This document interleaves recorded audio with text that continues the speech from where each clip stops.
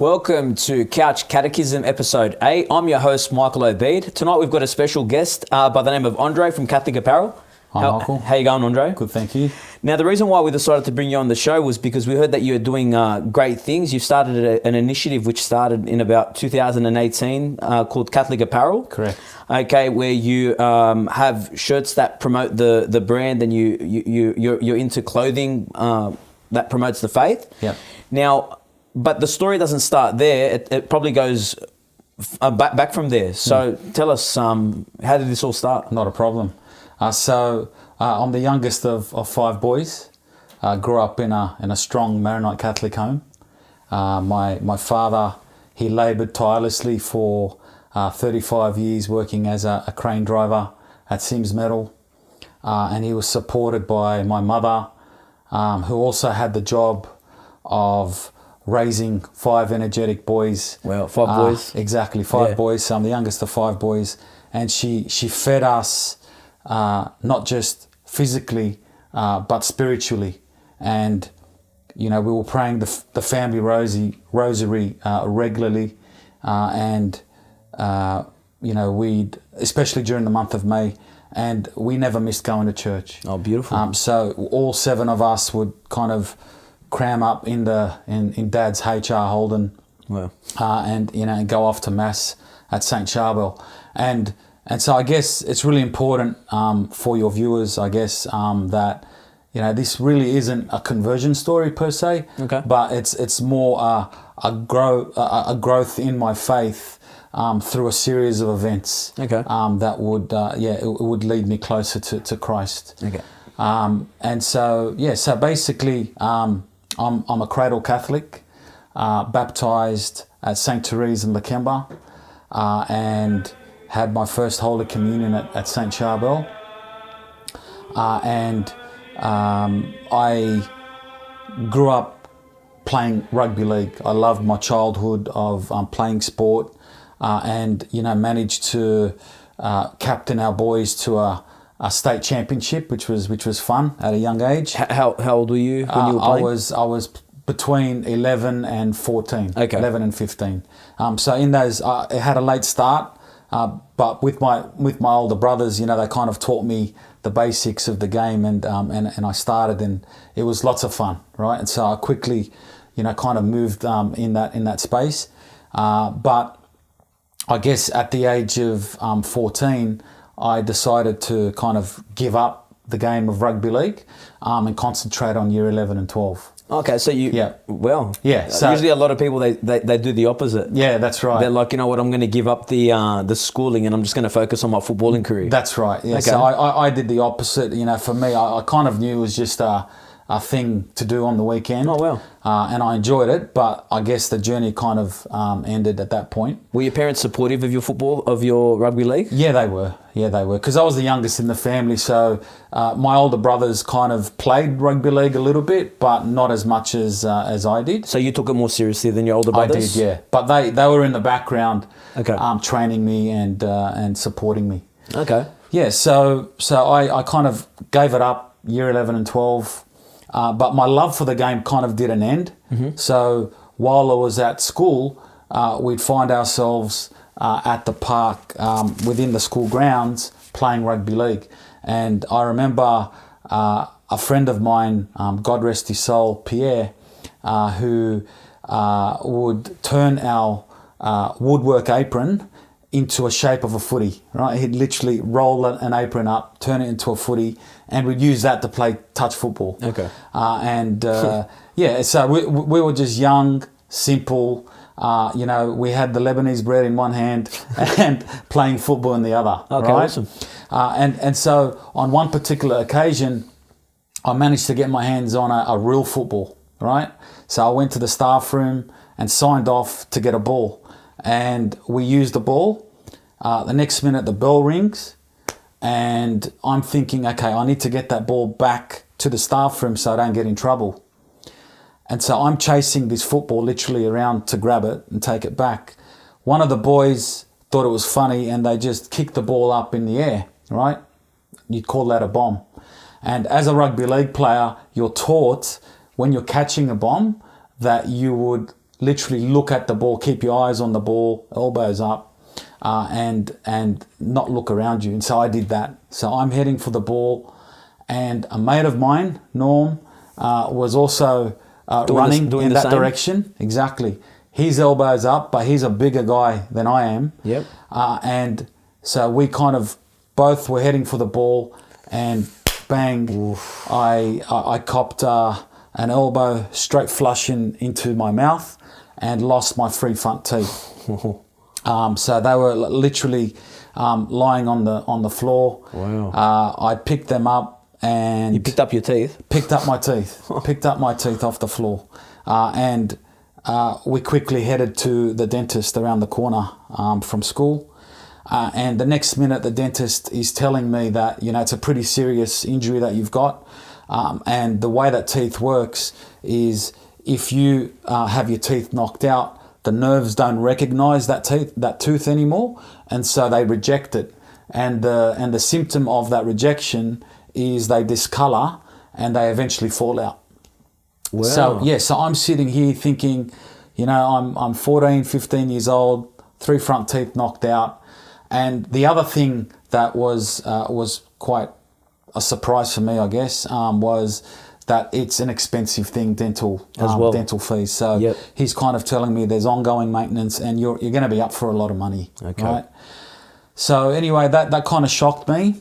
I moved on from there, continued year 11 and 12, and sat for my last HSC exam. But did you have the operation, or did you just... So the dentist, he put the teeth back in and did what he had to do to keep them in place. Okay. But I kind of had a brace in the mouth for a while. I couldn't chew. But again, I moved on from there, and I kind of related it back to my faith, in the sense that it is what it is. Okay. I'm raised, in the faith. My family were around me supporting me, because that was probably the first major thing that happened to you. And so I moved on to year 11 and 12, sitting for my last exam, turning up for business studies 3 unit. Oh wow! Oh, you did extension business studies. Yeah, I did that. Yeah, okay. I love business studies. And I was actually looking forward to that last exam. I love business studies, turning up, and then all of a sudden I felt a really sharp pain down the left side of my body. And I didn't think much of it, but then I started to feel nauseous, and the room started spinning around me, and I said, this isn't good. So I kind of got up, left the room, and before I knew it, I was throwing up, and I didn't finish the exam. Okay. Went to the doctors, had a series of tests done, and they had identified that I had an obstructed left kidney. And so what had happened that caused that nauseousness was the left kidney had inflated like a balloon. And so they thought it was so serious that if it exploded, I could die. And so they quickly said and recommended to remove my left kidney. Wow, and you're 17 at this age? At that age, no, not even. I think I was 16, 15, 16, wow. Close to it. And so all of a sudden, I'm at the hospital. Again, I had to kind of, register this information. And again, I kind of drew it back to my faith and said, God, if this is what you want, this is what you want. And was this just like, did you have any underlying symptoms or? Nothing, out of the blue. Just completely out of the blue? Out of the blue. I had no idea. Okay. So had the operation, and next minute I'm waking up, and I had 42 stitches across the left-hand side of my body. Wow. And not only there were stitches, but there was staples as well. They had to kind of staple it in as well. Okay. And so the doctor came around to try and give me a summary of what had happened and how the operation went. And I'm kind of asking him, okay, so what do I do now? I don't have a left kidney. What am I supposed to do? And I didn't realize my mother was praying all the way through this ordeal. And by the grace of God, the doctor surprised me and said that they managed to save my kidney. Oh. And so I was really, really relieved. Wow. But he also did mention that because the kidney had inflated, he kind of compared it to a balloon. So when a balloon deflates, it kind of wrinkles up. Okay. And he said that's what happened with your kidney. So it's kind of wrinkled up, and so you really need to take good care of that kidney. So what does that mean in terms of your lifestyle? Like what would have to change? So I had to kind of avoid collisions, which I already had a massive collision. Yep. And really just to take care and not do anything stupid. Medication wise, were you put on medication? I was put on medication, but I didn't stay on that medication. And so I guess I just took it easy and I took precautions going forward. Mm-hmm. So that happened, and I eventually got my HSC results and made it into university, and I started to study the Bachelor of Commerce. Okay. And by that time, I'm turning 18, and I'm starting to, go out. And because I'm the youngest in the family, going out really isn't an option for someone who's young, because, you're just a baby at home, but then all of a sudden you're kind of growing up.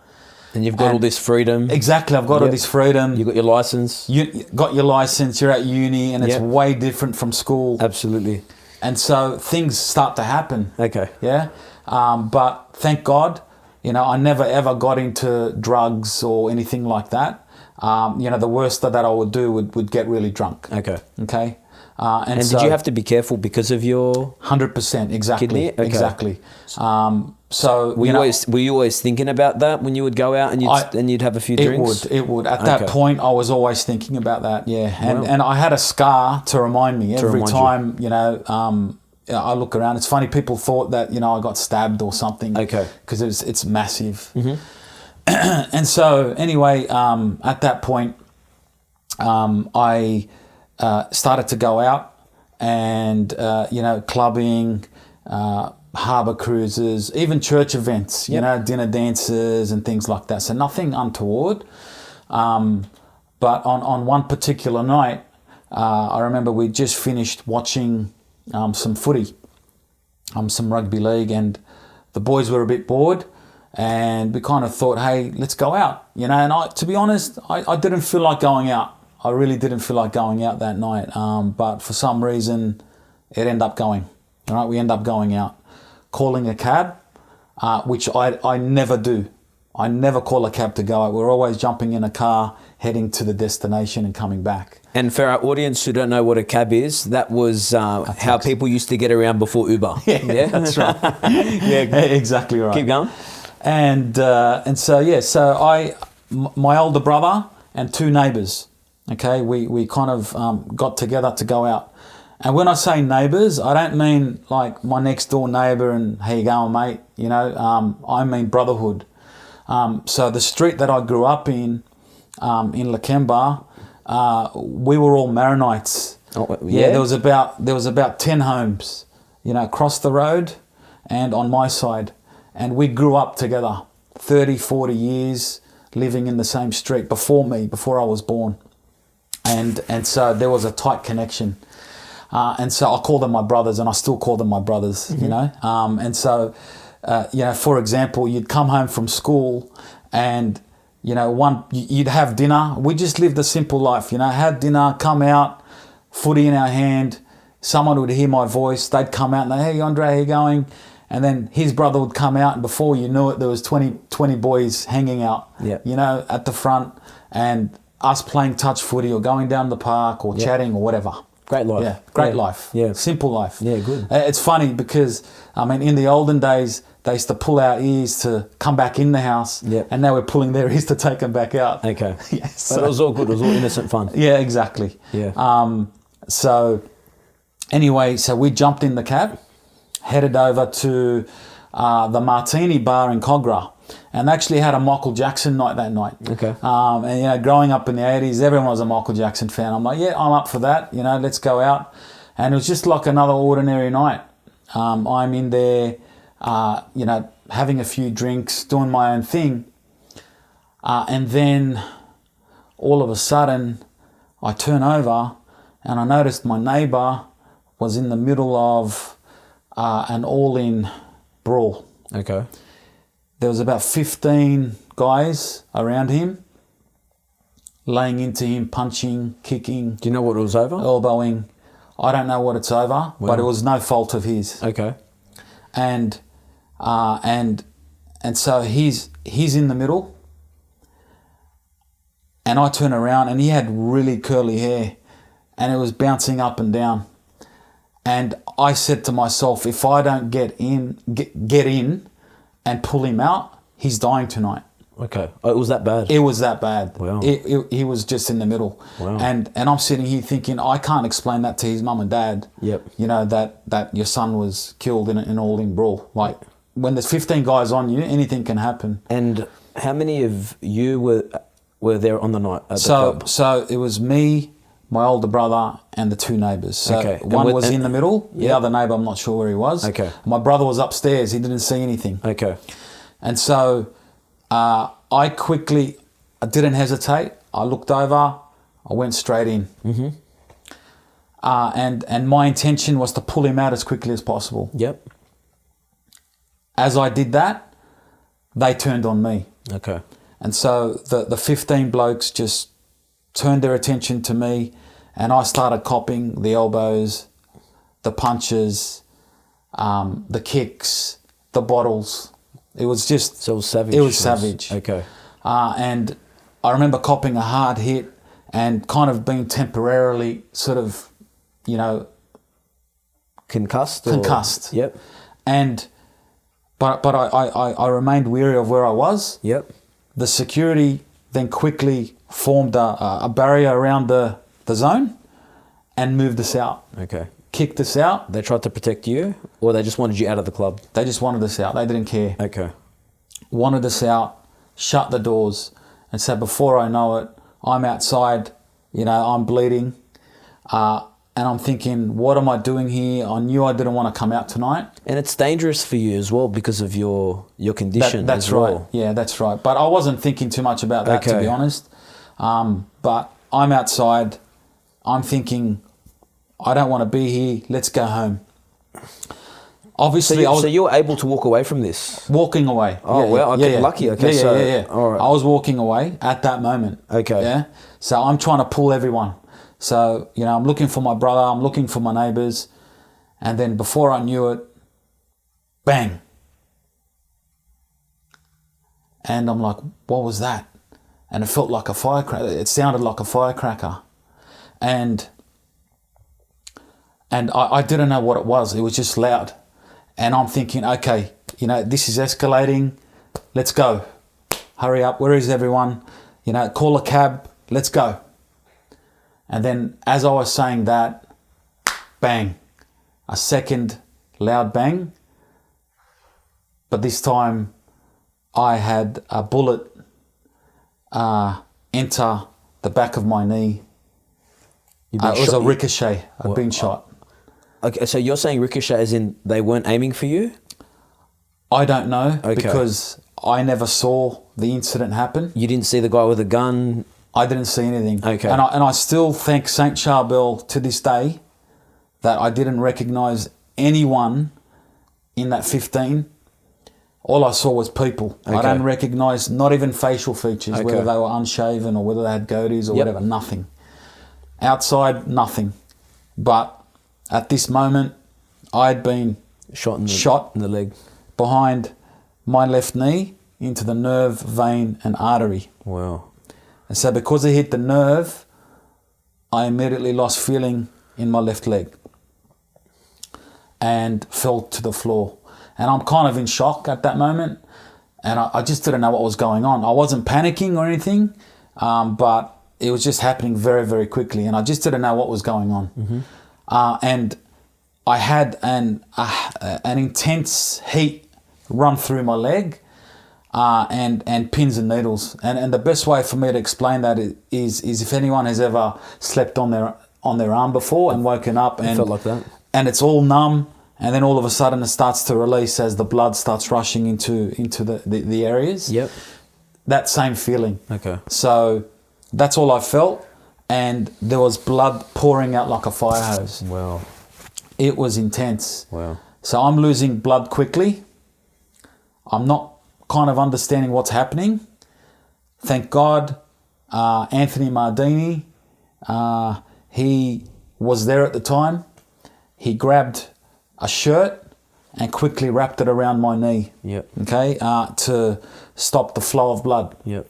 Or slow it down. Yep.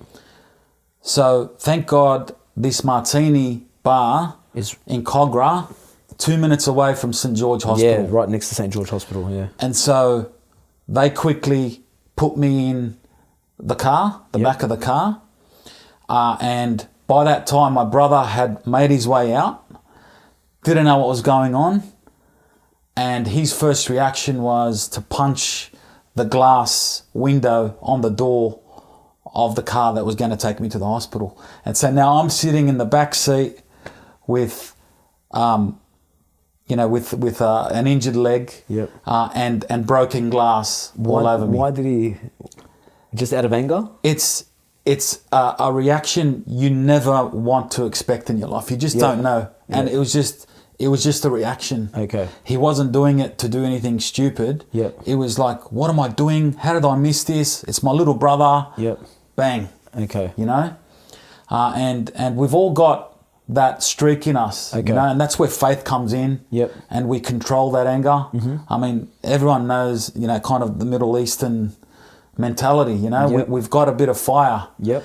And so anyway, that's what happened. Okay. Moved to the emergency ward at St. George, and I had a room full of doctors and nurses, 7, 8, 9, 10 people in there, and I'm still kind of a bit unsure of what's happening.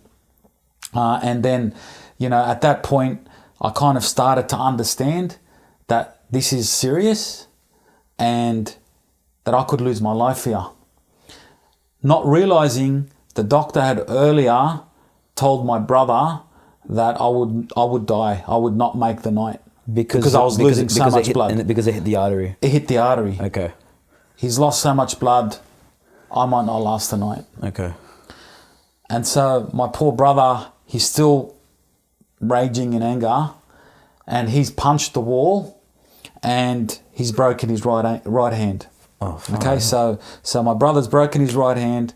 I'm in the emergency ward, and now the doctors, they're asking me all sorts of questions. Wow. And now this is starting to sink in that I could die tonight. So next thing that happens is they start wheeling me into the operating theatre.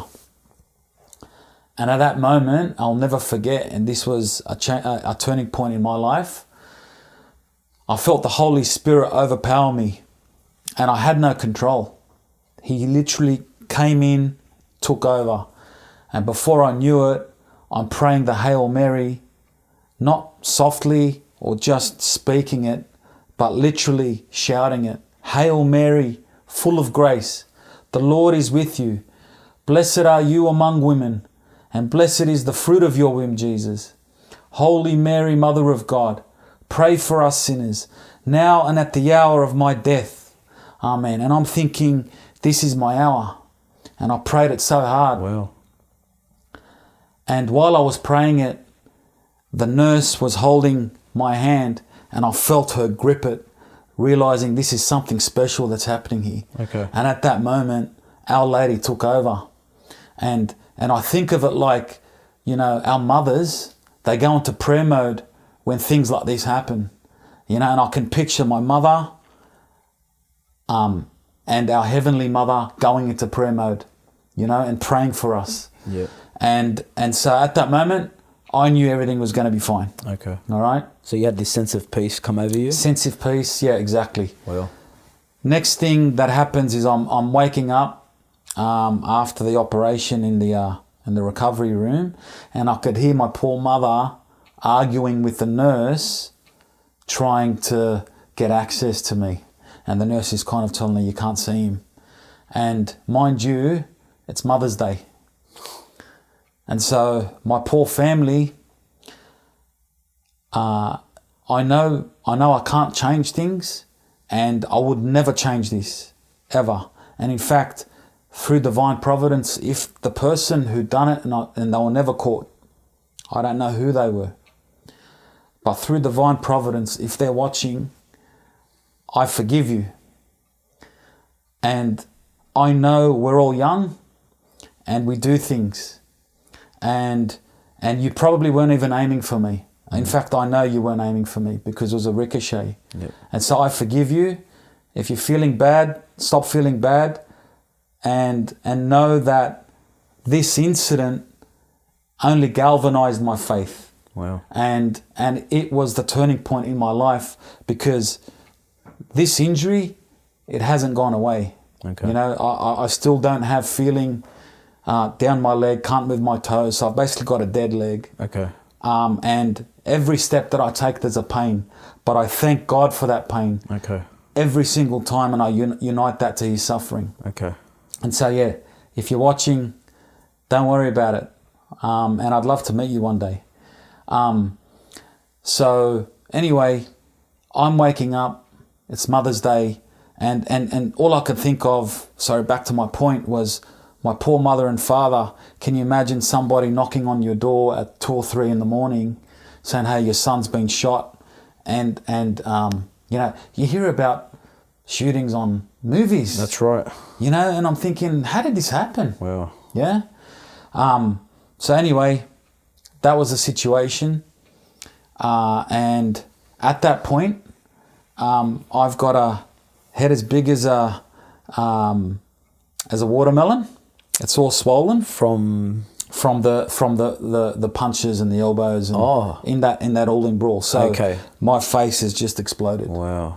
And I've got a leg literally the size of a tree trunk. And nobody got charged for this? Nobody got charged. Okay. Yeah, nobody got charged. But in fact, the police at the time who visited me were kind of putting the blame on me. Put the blame on you? And they tried to link me to gang violence and things like that. Okay. Purely because you'd been shot? And I'm Lebanese and I'm from Lakemba. Okay. Okay? And I don't know if you recall, but during that time, there were actually lots of incidents happening. Talopia Street and Punch Bowl. Oh, was this around that time Around period? that time, the Lakemba police station just got shot down. Yeah. So this was right in the heart of all During that? in the heart of that period. Okay. And in fact, you remember that boy I was talking about earlier who had rolled the apron into a footy? Yep.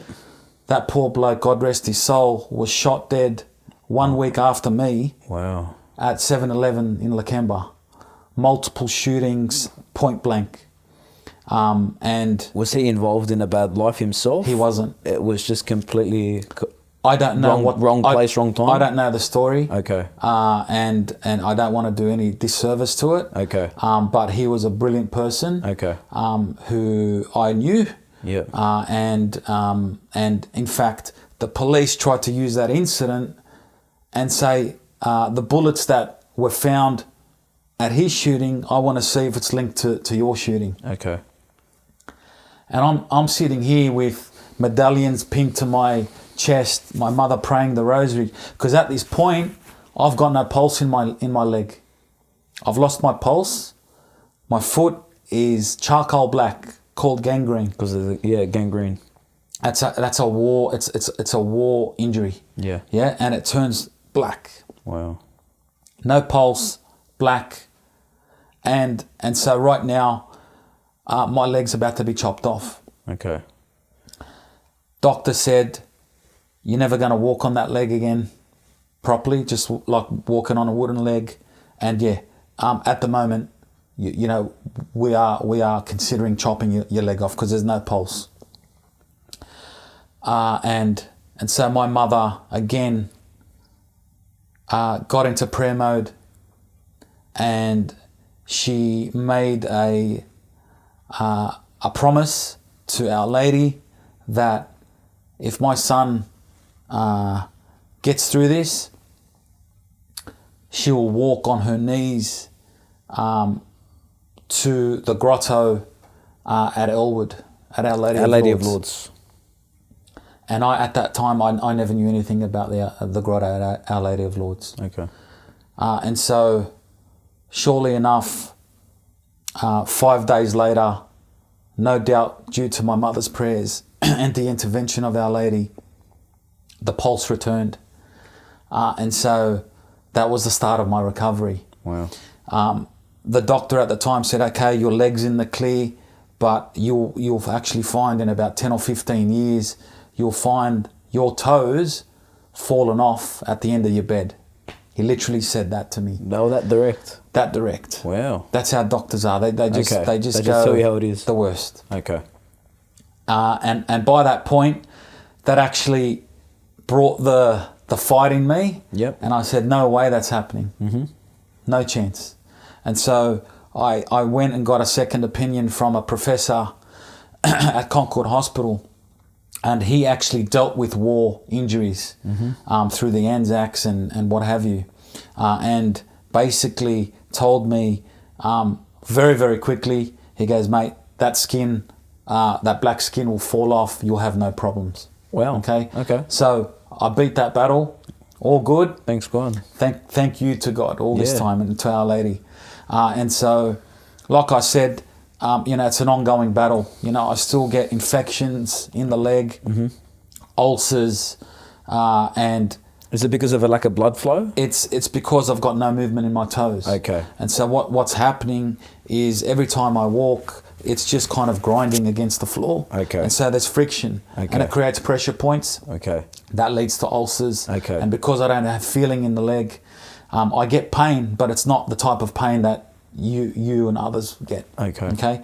And so I need to keep my eye on it. Okay. But like I said, every step that I take, it's a reminder, and it's a grace from God. So I'm happy, and I wouldn't change it. Wow. So I finally come out of the hospital, and my mother, like I said, she knelt down and crawled her way to Our Lady of Lourdes in Elwood at that grotto. And back at that time, there's a pathway that's about 50 meters long. There's a hill that kind of leads down to the grotto. Yeah, we've been to the. Yeah, it's a beautiful grotto. It's changed now. It's beautiful. Yeah, it's kind of got a new driveway area, but before it was the entry towards the left side, down the hill, and all the way down. And so she kneeled all the way there. Wow. And at that time, I fell in love with Our Lady, and I promised myself that I would pay her honour every year. I'd return to that grotto. Okay. And so Mother's Day. Because it happened on Mother's Day, I had no doubt it was her intervention, my mother's prayers to Our Lady and Our Lady's intervention that kept us going. Wow. Okay. And so I made that promise. I started to kind of recover. I was in hospital for about 3 or 4 weeks, and then I had nurses visiting me for 6 months, daily visits to change dressings on my foot. So I went through that. And I had to apply for victims' compensation. Okay. Now, I don't know if you guys know or your viewers know, but when you're a victim of an accident, you literally have to look at a form and they have body parts itemized on a sheet. Yeah. And every item or every body part has a value. Yeah. So I'm literally looking at a stock sheet. Wow. Right? Of body parts. And something that amazed me was a quadriplegic, if they got hit by a drunk driver, or I don't know, there was something that happened and they couldn't kind of sue the other person, they only had access to a maximum of $50,000. Quadriplegic. A quadriplegic? Yeah, $50,000. That wouldn't even cover medical expenses. And so I've looked through and I've said, okay, I've got an injured leg, this and that, and it calculated to like $15,000. Okay. I lost that in the first 2 weeks. And it was just medical expenses after medical expenses. Okay. So it didn't even do anything. Wow. Now, to quickly rewind and put this back into perspective, now at that time, remember my teeth being knocked out. Yep. So before this accident, I was convinced that I did not want my parents paying for all your expenses. the expenses for the teeth. For your teeth. Yeah, because it was in the tens of thousands. Okay. And so I was convinced, rightly or wrongly, that I should try and get compensation to cover that expense. And so it so happened that the case was kind of opened before the incident, and a court case landed after the incident. And so I had a date set at court. And so I'm rocking up to court on crutches, okay? And so I sit there and I'm literally just trying to be as honest as I can. I'm not trying to sue anyone. I just need help to cover these expenses. Yep. And I don't want my poor family to cover the expenses. Yeah, Dad was the sole worker of the family. Yep. And he's working day and night, and there's no way I could make him work harder than that already. Mm-hmm. You know, and so I'm in court. Everything is going nicely. The judge is real understanding. He gets the situation, and I'm happy. And then there was one moment that changed everything, and the defense lawyer had got up, and he'd realised that I had crutches. And so he did his research, and he found out that I had an incident. I'm a Middle Eastern man from Lakemba who'd been shot in his leg, and he quickly figured that out. I had no idea. So he's got up on the witness on the stand, and he's asked me, Andre, is it true that you've been shot in your leg? And that caught me by surprise. I'm like, why is he talking about that? What's this got to do with anything? Yeah. And obviously I'm under oath. Yep. And so I've replied, yes, I have. And he's like, that's all, Your Honour. Literally left it at that. That was the only question he asked. That's all, Your Honour. Okay. Within half an hour, the case was dismissed. I lost the case, and now I have a $25,000 bill for damages. For the legal costs and things like that. So that's backfired. And again, my faith came back to that moment, and saying, God, if this is what you want from me, you need me to struggle in life, I'm there. Okay. I'm united in your suffering. Okay. And so I continued, I guess, my path. Had that there, had university fees to pay off, so debts were just escalating. And you were still continuing with your studies? Like, did you finish your degree? Correct. By that time, the degree was over. Okay, so you still persisted. You still kept going. 100%. Wow, that's good. So essentially, at that point, I found a job in a call center. I just wanted a job where I could sit down, because I can't stand for long periods of time. And this is after you'd finished your degree? After I'd finished the degree. Everything happened after. Okay. And so I found a job in a call center, and I started working my way up in that call center, and ended up working in a product department. And the CEO at the time left that company I was working for and moved to a blue chip organization. Okay. And he took 40 of his staff members over, and I happened to know quite a few of the people who went over, and they landed me a job at this blue chip organization, knowing full and well, to be honest, that this was a grace from God, because there's no way that I would be able to kind of get a role through the front door at that time, with my history and lack of experience. Yeah. I've just got a degree. But you had a good relationship with this good relationship. Yeah. So I worked my way into a role. Okay. And so I kind of consider it as a backdoor entry into a blue chip company. Oh, awesome. So that was awesome. Yep. And I worked my way through Yep. my career Yep. at that point. And while I was there, I continued my yearly visits to Our Lady of Lourdes. And on one particular year, on Mother's Day, 10 years after the incident, I laid my eyes on my future wife Oh, beautiful. at Our Lady of Lourdes. Oh, wow. And again, What, she was just there praying as well? she was there, and she was part of the committee there. Okay. And I noticed her. Yep. And I thought, wow, this is the girl who would be my wife. You Okay. know, I noticed her there, and a week later, I bumped into her at a Guardians talk. All right, at St. Charbel, and it's all history from there. All right, a year later, we're married, and we're now blessed with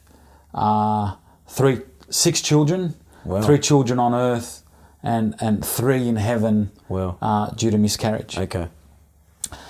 And so, whilst this is happening, a part of that journey, I'm continuing my way, and this is kind of all leading towards the Catholic Apparel journey. Okay. Okay. So, your viewers are probably thinking, what's this all about? But like I said at the beginning, my story is about events that have culminated over a period of time that allowed me to grow deeper and deeper in love with Christ. Okay. And so by now I'm living and breathing the faith. Okay. Okay. And I'm working in this blue chip organization. And the marriage debate happened in 2018. And basically, at that time, I was thinking that this debate was something that I heard about in the US, Yeah. prior to it happening here, Did you think that it was going to get here? I didn't. Or I you just thought thought it was always going to be an American thing? Yeah, I just thought, US, they have this, they have, female bishops, they have, all these crazy things happening. And I'm thinking that's only true, in right. America. Yeah, I used to think the same as Yeah, well. it's only in America. This Yeah. won't happen. We're cool. It's so funny. I actually thought, just to stop you there, I actually thought that the faith was so strong in Sydney, there must be like a community of just believers that are just keeping the faith strong here, that are stopping all those radical agendas coming here. Exactly. And then all of a sudden, you started to see it, Yeah. That's right. the plebiscite and the situation That's arising in. I was That's like, right. it was like I was thrown off guard. Yeah. So the same thing happened with you, and huh? so I'm thinking it's not coming. On one night, I heard a radio news update on AM radio, and they were discussing the referendum that would happen in Ireland. And I'm thinking, and they were reporting that it was 50-50. It could go either way. In Ireland, Catholic and I go, Ireland. what? Isn't it 97% Catholic Yeah. or something like that? Yeah. And I'm thinking, there's no what's going on? Yep. And that really made me stand up and, Yeah. and take notice of this issue. And I remember praying the rosary quite hard that night, just praying, asking for St. Patrick's intercession to say, please step in, don't make this happen. Okay. Don't make this happen. Yeah. And surely enough, it gets up. And that blew me away. Wow. And then it started getting louder here. Yeah, and so now here's where I am in this blue chip organization. Mm-hmm. Next day, I receive an internal email to 30,000 staff members. That's how big this company was. Yep. 30,000 staff members that they were summarising the issue at hand, and that it was a difficult issue, this whole marriage debate. Yep. But the right thing to do was to vote yes. They actually took that position. They took that position. And they were asking you to do the same as an employee. That's right. That's right. Okay. And so it kind of put me in a position now where if I don't speak up, then why am I Catholic? Okay. Why am I Maronite? So you felt that conviction, like 100%. I've got to say something. 100%. Okay. You know, and you know, like we were chatting about earlier, Michael, you know, I got involved in the campaigns, you know, went to call centres, held up placards. With the vote no? Yeah, it's okay to say no. Yep. You know, and all this was happening, and I'm like, there's no way I'm staying silent on this. Okay. And so I got up and I approached my manager, and he's same-sex attracted. Okay. In a current relationship. In a relationship with a same-sex 100%. partner. Okay. This person knows I'm Catholic because I had a debate with him 5 years earlier, and he wasn't my manager at the time, but I remember him. Was he a colleague? He was a colleague. He just started, and he was having a chat about why priests should get married because of the whole abuse. He thought that it would reduce sex abuse. Exactly. Or he thought that probably priests were frustrated, sexually frustrated, and they need to get married. Yeah. Typical Peter, if you're watching at home, Dad, don't listen to that word too much. Typical argument. Yeah, exactly. Yeah. And so this popped up. He knew, and I felt like he was trying to, you know, Bait you. Yeah, throw something my way and for me to react. Okay. And so if it was me going up, I would have said something, right? Crazy. But the Holy Spirit again came and overpowered me. Yep. And he said, Andre, move out of the way. This is how I want you to approach it. So I went up to him and I said to him, I go, thank you for not discriminating against me, knowing that I am Catholic and I have the views that I have about this marriage debate. It means so much to me that you've done this. Wow. You know, you haven't treated me any different. You know, you haven't sent work to other people and avoid contact with me. You've treated me exactly the same. Okay. And I really appreciate it. That's a very good way to approach it. It wasn't me. It was the Holy Spirit. And so I think he was even tearing up. Wow. That's how passionately I said it. Yeah. Right. And so, yeah, this whole situation happened. And how did he take it? He was, like I said, he was actually taken aback, Okay. you know, by this, and he reacted well. Okay. And so yeah, I'm thinking I've walked away. I've stated my position in a nice, loving way. Very good way. And you know, let's continue. Okay.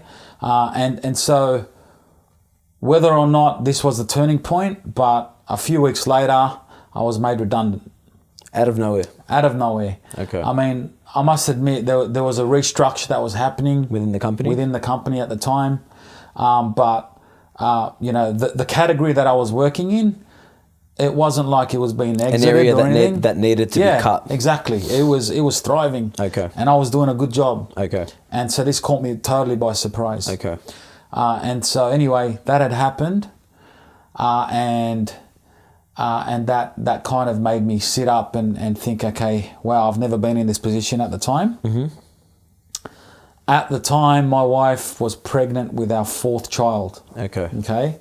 And so so basically, I then, during my time at this company, I built some really good relationships with people, and thank God those relationships stood strong during this moment, and I was able to find a job. It wasn't the same pay or anything like that. It's working from home. Yep. And dealing with the same industry that I was involved in. Okay. So it worked out well. So right now, I'm kind of on top of the world. You know, I'm about to get a large payout From the redundancy? from the redundancy, and I've landed a job, and you know, I'm about to start the Catholic Apparel journey. Okay. And the reason why the Catholic Apparel journey started from that moment was during this whole debate, you saw the campaigns that they kind of ran out with, you know, with logos and newspapers. The marriage equality campaign? Full colour splash through magazines and whatever. and they had Wear It Purple days. I remember turning up to a team meeting. That same manager was wearing it purple, and he asked everybody to wear it purple from the team. I never wore it purple. I'm sitting in this meeting room. You're the only one. Everyone's dressed in purple, and you're the only one not wearing purple. I'm not wearing purple. And he's like, I'd like to thank everyone for wearing purple and supporting this cause. And I'm thinking, no, I ain't supporting it. It's funny that you should say that, because my brother, he works for a blue chip company as well. Yeah. And they also, they had like a HR department, but I think apparently this was across the board as well, where the HR department was just really ramping up the whole marriage equality thing, getting everybody to wear purple cupcake day, drinks coming out in casual clothing. And he actually felt very intimidated by that as well. That's so right. they were actually pretty ruthless, weren't they? That's right. That's right. And so my view was, if they could wear it purple, then why can't we wear it Catholic? It was as simple as that. And that just came to your head. You said to yourself, came into my head. Okay. And so right now I'm in a position where I'm about to get paid out, and I always said to myself, I will, invest. So not invest, but I would, do an act of charity back to the church, to the Catholic Church, to the Maronite Church, and I could easily just go over and give them a $10,000 check or something, but I thought to myself, the parable of the talents, and that we shouldn't bury our talents, and that we should turn 5 into 10. Yeah. And I thought to myself, this Catholic Apparel thing is that thing. And so that opportunity for you? That opportunity. Yep. I could start making, a streetwear for youth to wear and to be proud of their faith and look good at the same time, and evangelize through what they wear. That's a great initiative. And so I'm thinking, I want this to compete. It's bold. Hey, this is bold, but I'm thinking I want this to compete with Adidas and with Nike and all these places. I want the user experience to be that cool. Why not? Whether you go online and it feels awesome and professional. Yep. And I wasn't about kind of creating something and then, selling it through different methods. I wanted to do it professionally. And it would also mean that I'm giving back to the faith. And not only would I be selling apparel for people to wear, but I would also be raising money for different charities. Wow. Yeah. So I thought to myself, we need to support each other, Catholics supporting Catholics. Absolutely. Look how they're doing it. We need to start doing it. And I was inspired by, different charities that had already existed, like Perusia Media, Charbel Reish, Queen of the Most Holy Rosary, Badwi Musa, and these types of charities. Okay. And so obviously I kind of wanted to continue that vibe and that rise, that new evangelization, that movement, that movement. Mm-hmm. And so that was my moment, right? Perfect. So it was nothing to do with making money out of selling hoodies. Okay. It was about our movement back, because the Catholic Church just now lost a debate that it shouldn't have lost. Mm-hmm. I keep saying it was like we're on the scoreboard, we're that much in front, and we've turned off the headlights and said, let's go to sleep. It's all good. And the next thing you know, and these guys that trampled over us. It was a battle that we should not have lost. Yeah. If every Catholic knew why we were in that position, and voted for life. Yep. Basically. Because it's a life issue. It's a life issue. Everything is about life. Yep. If it doesn't lead to life, we're not interested. Okay. And anyway, that's a great way of looking at it. It was a battle we lost. Okay. And now we're in... And that motivated you? We're now in revival mode. Okay. And it's like, okay, all right. Now that competitive streak kind of came out. Yep. And so now I'm in that position. Okay. Okay. So again, back to where I was. I'm about to get paid out. I got I'm starting Catholic Apparel. I'm excited, and got a job, and then next day, I found out that our fourth child had died in my wife's womb. Okay. Womb. She miscarried at 21 weeks. Wow. Okay. That was a bit of a hit. It was a massive hit. And God's kind of, again, telling me, Andre, stick to the narrow path. Okay. I haven't built you in this life to go and make lots of money and to promote lots of things and to do all these sorts of stuff. I need you to remain humble, and I need you to carry Christ's cross. Okay. That's my mission in life. I know it. It's about carrying the cross. And sticking to that narrow path. And so a little bit of history about, me and my wife and our family. So like I said earlier, we had 3 kids. Our first child, Peter, aka The Rock, he was born with 1 kidney. Okay. So the story around that was, we were in the ultrasound room, and everybody who's going through their first pregnancy, it's an exciting thing to go into the ultrasound room. Little did we realize it's a battlefield. That ultrasound room is a battlefield. I mean, the amount of things that have to go right inside the mother's womb is mind-blowing. There's different body parts growing and things are happening all the time. And not only is the battlefield inside the womb, but outside the womb through abortion as well. And so the way that I look at it, it's a battlefield. It is. I'm sitting there, and so we find out there's 1 kidney, and thanks be to God, our faith kicked in once again. God's telling me, Andre, stick on the narrow path. And my wife, who I know already had the faith because she married someone with a permanent injury, knowing that it could get worse over time. Okay. There's no guarantee my leg's staying for the rest of my life. And she stuck by you. She stuck by me regardless. And so she's solid in her faith. And so from that moment, this made us grow deeper and deeper in our relationship. This united us. And so The Rock now, he's solid.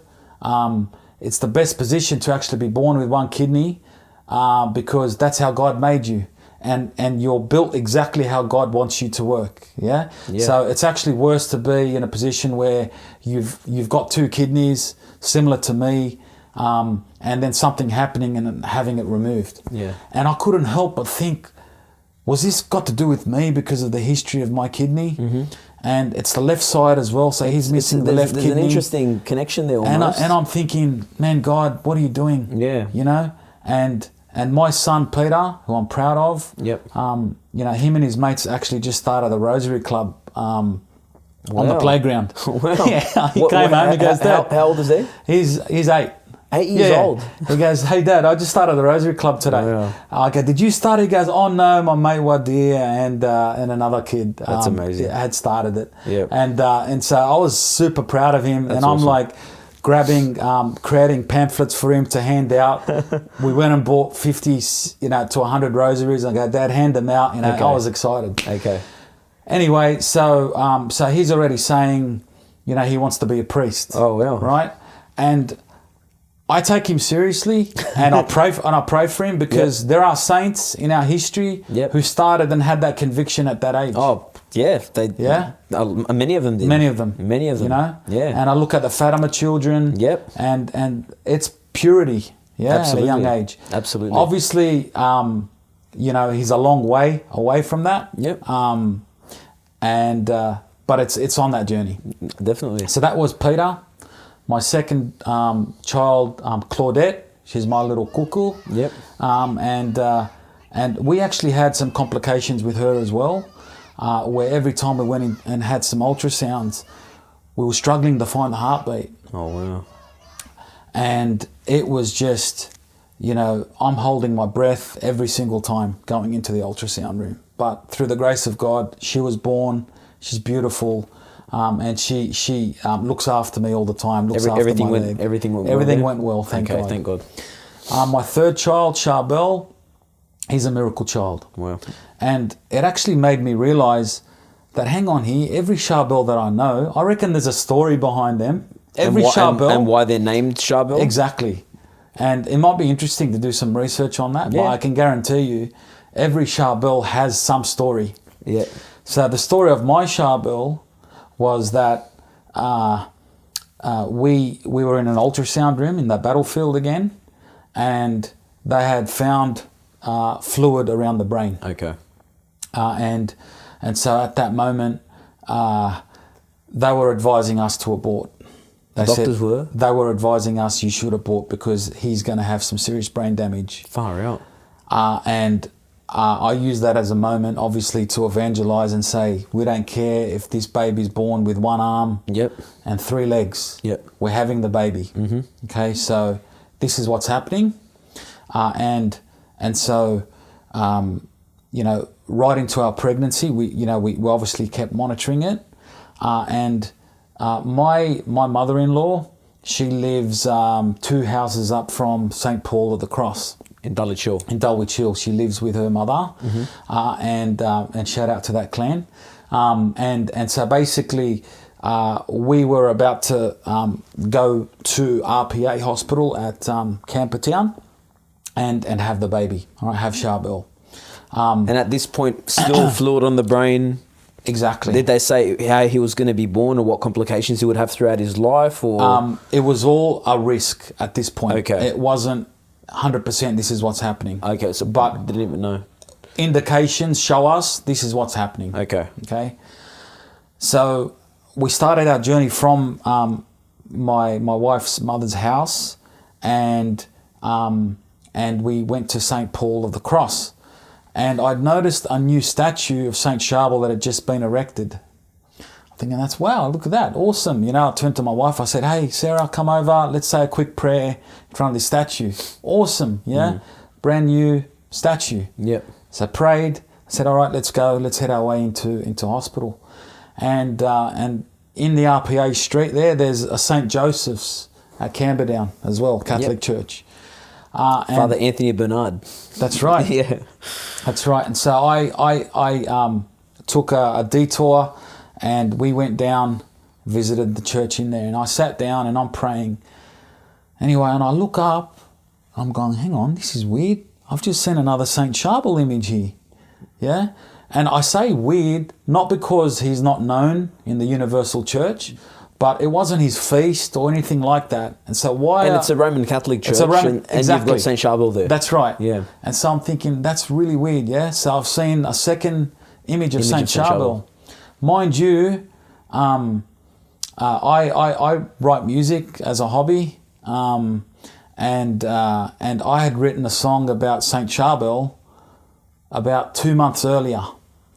I don't know what came over me. I had this conviction to write a song about St. Charbel. Okay.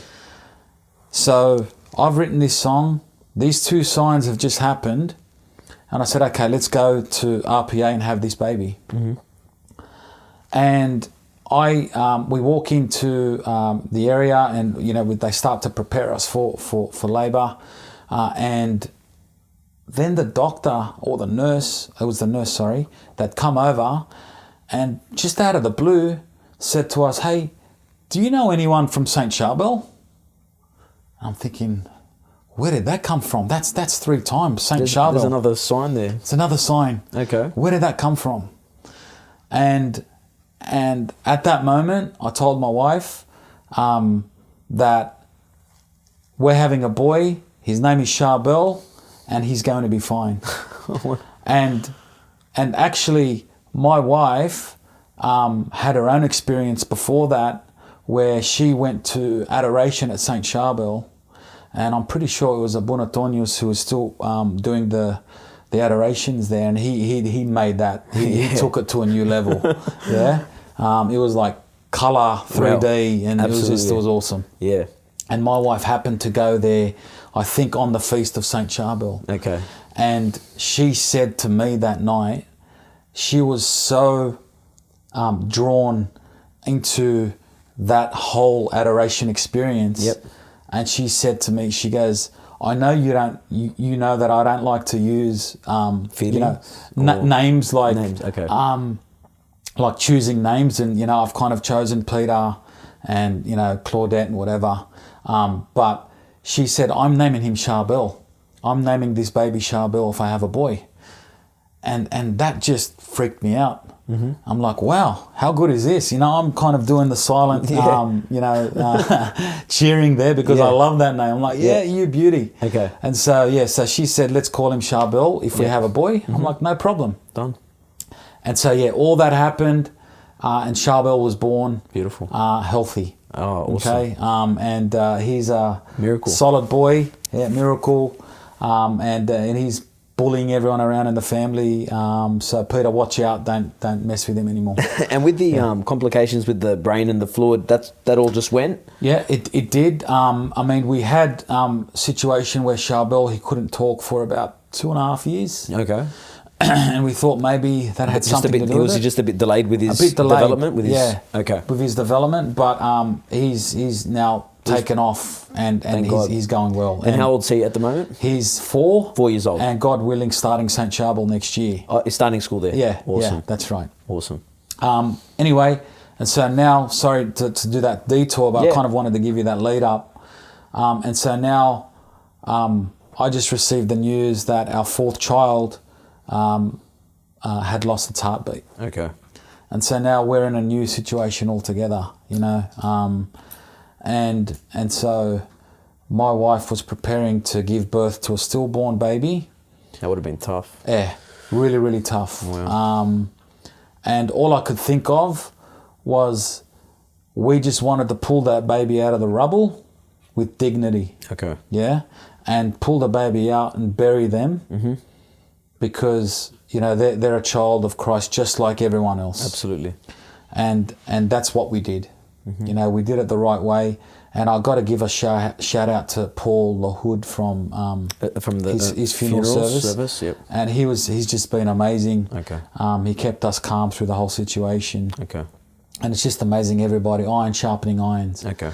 You know, and so we dealt with it and buried the child. Okay. Okay. And then again, this was another thing for me to say why this Catholic Apparel thing is so important to me. Because I, you know, if you recall, when I had left the hospital at that time, I had made a promise to God, not only to visit Our Lady of Lourdes, the grotto, but to volunteer throughout my life. Okay. Okay. I did not want to lose the feeling of what it felt like to be in hospital. Okay. Because it was crazy. Yeah, it was a crazy time. And so when I started my first job, I had a shave the hair charity fundraiser night. I raised, you know, I think $4,000 or $5,000 or something like that. I don't really care about the amount. And I decided to donate it to the Children's Hospital at Westmead. Yep. And so when you donate at a hospital, they actually offer you a tour of the hospital in appreciation. They said, hey, thank you for that. We want to give you a tour of the hospital and see all the equipment and stuff like that, because it could lead to more donations down the track. Do you know what I mean? Yep. And so they had called me through to this tour, and they took me into the Starlight Room.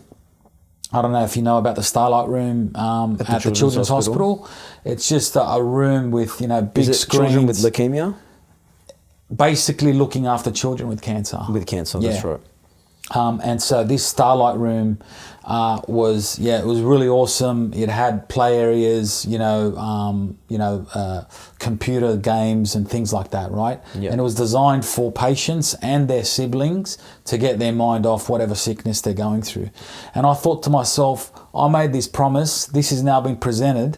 They had this thing called Radio Bedrock, and I thought of the Flintstones first of all, you know, when they said Radio Bedrock. But it's actually it's a radio station within the Children's Hospital, and patients from their bed would make requests and call that line and make requests for a song. Okay. And so I'm like, man, I love music, you know, and I love helping people, and so I wanted to volunteer. I go, this is it. Awesome. You know, and I applied as a volunteer role, and shortly enough, 2 weeks later, got the role, and I was so excited. Wow. Yeah, so I volunteered there for about 9 years or so. Mm-hmm. We started a Santa run there, where I'll dress up as Santa Claus and go around the whole hospital handing out gifts to the kids. And I remember about 2 weeks before that first gift run, I met a young girl in the hospital, and I won't name her. She was 14 years old. She was Maronite. And she was a beautiful, beautiful girl, and she was suffering. And I had just given her a prize that she had won on that night through a competition. And I handed that prize, and I just saw her face light up. Wow. And she was so excited. Her family were around her. They're from the parish at St. George at Thornlea. Okay. And I got to know them over time. And so when I did this Christmas run, the first thing that I can think of was to go straight to that ward. We'll kick off at that ward, and we'll go around, to every patient in the hospital. So I went into that ward and went into a room, and I didn't find her there. And, I kind of started thinking, hang on, why is she not? And I thought, wow, she's recovered. I'm very happy for her. She's back at home and whatever. And I went over to the nurse who controlled that area, and she told me that she'd passed away. And so I was in a Santa suit, trying to give joy to children, and just told that that she'd passed away, and that really that would have been devastating. Devastating. Yeah. And anyway, at that moment, I just put on a brave face. Mm-hmm. One of the hardest things I ever had to do, but I just continued on that journey, and we walked away through our way, and gave presents to every kid. Okay. So that was an awesome experience. Well, it would have been. Anyway, so my time kind of ran up there, and I passed the baton on to other people. Mm-hmm. And I thought to myself, now I'm about to get married, have children. Yep. But I wanted to continue volunteering. Okay. My next volunteering opportunity was at St. Joseph's at Croydon. Okay. And I started to manage the Veraces, which is the Knights of Mary. With Tony Suad? Or was this? I think Tony. Okay. Yeah, Tony was there at the time. Okay. Correct. And so I got told there was an opening there, like they needed someone to volunteer, and I put my hand up. I'm like, how awesome is that? So I went there, and I was full excited, just trying to rebrand everything and create new ideas and whatever, because it's about forming the faith in children at a young age, and you can't get better than that. Absolutely. Yeah, like it's by the time they hit uni, it's too late. We need to form them up when they're younger. So I was there for 2 years. I had children, and then in the end I said, okay, that's my time there as well. And so that's kind of all leading up to the whole Catholic Apparel journey. Okay. Through my leg and through different incidents, as I said, I just want to keep doing things for the glory of God. Absolutely. And that's where Catholic Apparel kind of came in. Absolutely. Okay. And so now, so all this had happened. We have now had 3 miscarriages. Yep. By this point. Yep. And all of them have been pulled out with dignity and buried. Okay. Okay. And so that's been tough on my wife. Yep.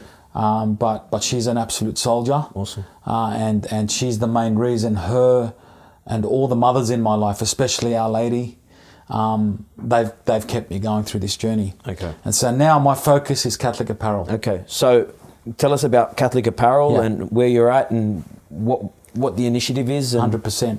So like I was saying earlier, it's apparel, it's streetwear for Catholics who are proud of their faith. It's basically that. But the main intention of Catholic Apparel is to evangelize. Okay. With what we wear. Okay.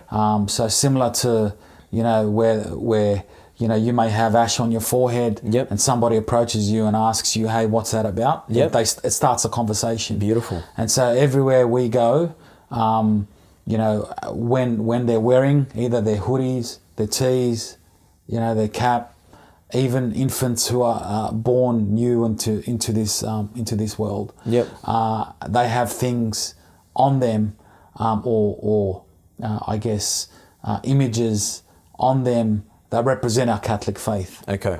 And so the main thing that I try and explain to people is that when you're wearing this, Yep. know about the image that's on your back. Okay. So the Catholic Apparel, so the initiative is that your goal is, in order to give back and to evangelize, or for Catholics, don't be ashamed of your faith. You can evangelize not only through preaching and through action, but through what you wear. That's right. And that's amazing, because we see so many people who are probably Catholic. They wear clothing that's fairly neutral, doesn't say anything, and there are people out there that are wearing, even blasphemous shirts. This is kind of a way to kind of not just fight back, but to say we're proud of who we are. Exactly. So you've got a website, do Yes. you? Yeah. Okay. So the website is Catholic Apparel. Catholic Apparel. Okay. And what type of images do you have? Like, you were telling me a little bit about the image there. Maybe we could probably show it in that camera there. Okay, so that's the C and the A, but you told me that there's a bit of a story. Yeah, not a story behind that, but that's an image of that's right. of Saint Charbel. That's right. So on one particular evening, I was meditating on the image of Saint Charbel, and I could see the hood of Saint Charbel turn into an A, literally before my eyes. Wow. And his halo turn into a C. Wow. And from that moment, Catholic Apparel as a logo was born. Okay. And so, as you have heard, and the influence Saint Charbel has had in my life, I wanted to build this journey on Saint Charbel. Okay. But make no mistake that this is Catholic Apparel, so it's not just Maronite stuff. It's for all Catholics. For all Catholics, I've got Absolutely. Saint Michael the Archangel, Our Lady of Guadalupe, Jesus and Mary. And You've got one of the miraculous medal as well. Miraculous medal, exactly. Okay. So my favourite, though, I must admit, is the Saint Charbel hoodie. Beautiful. Head bowed down, show us the way. Yep. Oh, Saint Charbel, for us pray. And you even told me that your children, they contribute to some of the designs. Yeah, exactly. So the funny thing about Catholic Apparel is that it's allowed us to live and breathe the faith. Excellent. And so not only are we wearing stuff that represents our faith, but they're also, my kids are always coming up to me with designs. I know my son Peter asked me one day to do a Catholic Apparel design of Saint Michael the Archangel kind of sitting on a globe. Wow. An earth globe. Wow. Trying to defend the earth. And things like that. They're always coming up, to me with ideas. And the beauty about that is they're talking about their faith. That's awesome. And you were also saying that when they come up, people that you don't know randomly will come up and ask you about your jumpers, and they'll ask you about the logos or what they mean. So it's a good opportunity to evangelize. 100%. But you said that it's important that if a person, let's say for example, they want to get a Catholic Apparel jersey that has or a hoodie that has the miraculous medal, it's important that they know about the miraculous medal. 100%. Why is that important? It's important because they're going to ask you a question. I've been approached on numerous occasions. Once at a footy game, once when I was walking through the airport. You have a target on your forehead, essentially now, right? And I don't say that in a bad way, but people will notice you and they will actually ask you, hey, what's that shirt about? And it does look bad if you're wearing it as an advocate, but not know about what that shirt represents. Awesome. So it's an opportunity to learn about your faith as well. It is. And Michael, I think we're going to have a competition later on tonight. That's right. Where I kind of want the viewers to tell me through the Catholic Apparel page on Facebook. Why they think, or what Catholic Apparel means to them. So if they chose, for example, a particular design, why is that important to them? Okay, awesome. So good on you for mentioning that. Yeah. So the organisation that you've started, you were telling me also that a lot of the money that you're going to be making from it, it's going to go back towards the business, and it's going to be to grow the business, because you want to have a presence there, to be able to take on the secular world, for Catholics to be able to evangelise. That's right. So the promotion that we're going to be running, And what Andre has kindly done for all our viewers for tonight is what we'd like you to do is we want you to, number one, go to the website. We want you to like the Catholic Apparel Instagram and Facebook page. And what we'd like you to do is on this very segment, on this very show, in the comments section, we want you to go to the Catholic Apparel website. We want you to find the shirt that you like, and we want you to explain in the comments what that image from one of those shirts means to you, or whether you're able to explain them. And you said, Andre, that you're going to be giving away three hoodies? 3 hoodies, that's right. Now, I'm excited myself because you said that you've got clothing wear for even infants. That's right. You've even got onesies. That's right. Okay, so I'm going to speak to you after the show because I want to get some stuff for my baby boy. Sure, I'm pretty excited about that as well. Andre, you've been an inspiration. Thank you very much for coming on the show. No problem. Guys, this is a great initiative. We'd really like you to jump on board. So what we're going to do is get in touch, put in the comment section below what you the image and the hoodie that you like. Explain the reason why you like it. Like the Catholic Apparel page. And we'll be in touch with you over the next week. Andre will be in touch with you to announce the winners. Yep. And Michael, just quickly. And also, I was going to also ask. Also, I heard that you do a bit of a rap. I do. Is that right? I do. And the rap that you do actually is in favour of it. Promotes Our Lady, though. Is that right? That's right. Yeah, it's about the litany of the Virgin Mary. Okay, so I've never heard you rap before, so I'm going to put you on the spot now. Do you mind giving us a bit of a rap? I can. Okay, no worries. Okay, go for it. I was just going to say though, just quickly before I start that, I just wanted to just point out to the viewers that Catholic Apparel, we're online, but we're also popping up at different events throughout the year. And so we'll be able to, because you said that you're on Queen of the Most Holy Rosary. Exactly, so I popped up there, but the whole idea is where we pop up, whether it's Queen of the Most Holy Rosary, whether it's Maronites on a Mission, whether it's St. John's Vianney at Greenacre, or St. Luke's in Revesby, St. Charbel, all these different parishes, out at Blacktown, St. John the Beloved, at Mount Druitt, Mount Druitt, all these places, we invest. So we invest back into that charity or that. Awesome. That's a great another initiative. Reason why you should support us. Definitely. And hopefully post COVID-19, we could also resurrect that and come and say hi. Basically. That sounds amazing. All right. Kick us off. Yeah. So back on this, I used writing songs as an outlet. During my times of suffering. Yep. I probably grew stronger in my faith. Not probably, but I grew stronger in my faith through these events, and so I used that to write songs about our faith. And one of the most special songs that I have is about Our Lady, and it's about the litany that we pray at the end of the Rosary. Awesome.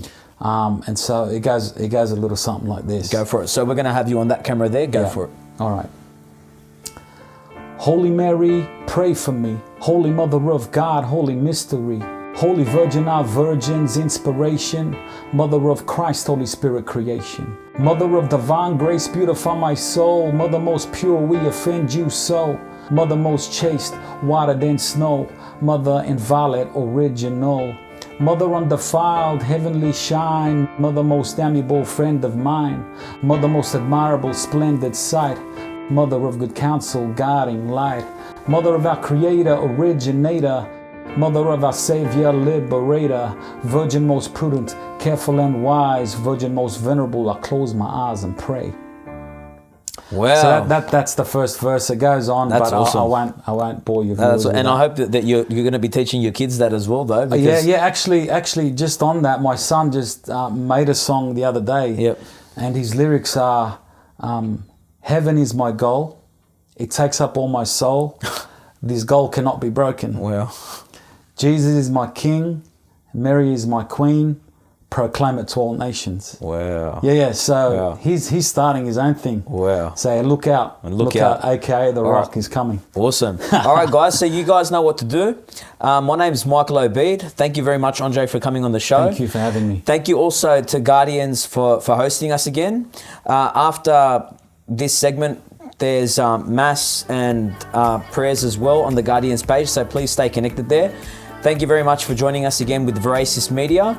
God bless you and keep the faith.